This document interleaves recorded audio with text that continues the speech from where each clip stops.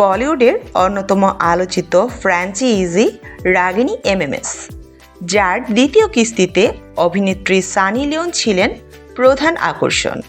আর এবার আসছে ফ্র্যাঞ্চাইজির তৃতীয় কিস্তির রাগিনী এমএমএস 3, যেখানে মুখ্য চরিত্রে থাকছেন অভিনেত্রী তামান্না ভাটিয়া। ছবির নির্মাতা একতা কাপুর ইতিমধ্যে নতুন এই কিস্তি ঘিরে পরিকল্পনা শুরু করেছেন।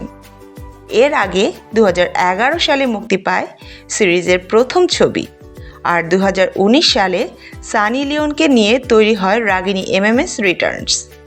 এবার সেই ধারাবাহিকতায় তৃতীয় পর্বের প্রস্তুতি শুরু হয়েছে বলে জানিয়েছে একটি সূত্র। ভারতীয় গণমাধ্যমগুলোর খবর, একতা কাপুর অনেকদিন ধরেই নতুন কিস্তি বানানোর কথা ভেবেছিলেন।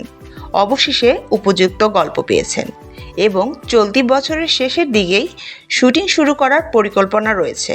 সূত্র আরও জানায়, সম্প্রতি তামান্না ভাটিয়ার সঙ্গে নাকি চিত্রনাট্য নিয়ে আলোচনা করেছেন পরিচালক একতা। ছবির ভৌতিক টুইস্ট শুনে অভিনেত্রী নিজেও নাকি অবাক হয়েছেন।